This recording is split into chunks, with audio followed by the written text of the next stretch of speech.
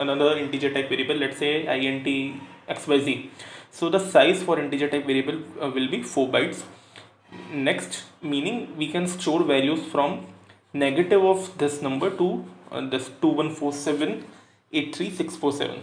So this is the entire range of values that we can store inside our integer type variable. So I hope you're very clear with what is the integer data type and how do you declare integer data type variables in C++. After this short discussion, we'll also have a look on practical. So let's move to the next data type. Here we are going to discuss about what is the float data type. So previously we were discussing about the normal integers or normal numbers that we have on the number line, and to use them into your C++ programming you have this data type called int integer. Now to work with decimal point numbers are the keywords that are used to store floating point numbers, which are decimals and exponentials. So again, the size of this float data type is of 4 bytes and the size for double type is of 8 bytes. So this is a very important differentiating point between these two data types.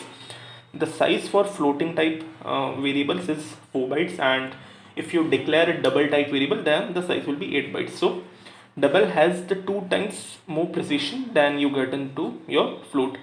Now here we have some syntactical examples. So as we discussed in the previous slide, the syntax will be almost similar. Integer salary is equals to 85,000.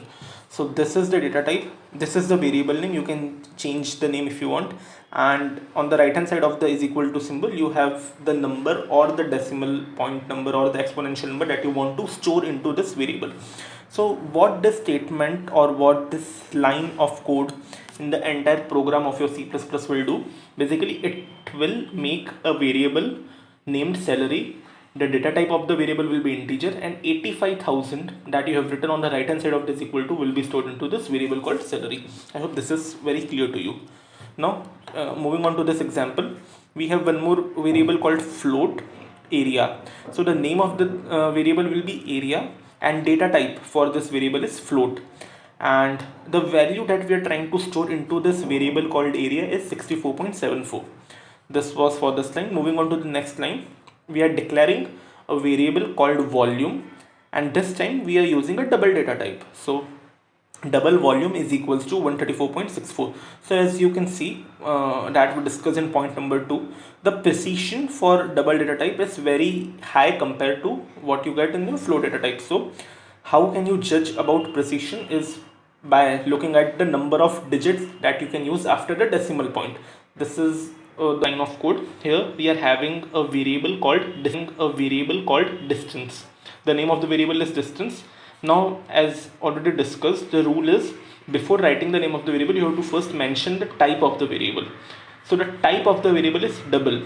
So distance is the name of the variable and it is of the type double, and on the right hand side of the is equal to we store the value, we write the value that we want to store into that distance variable. So 45E12 is the time of declaring the variable. So it will turn out something like is equals to the value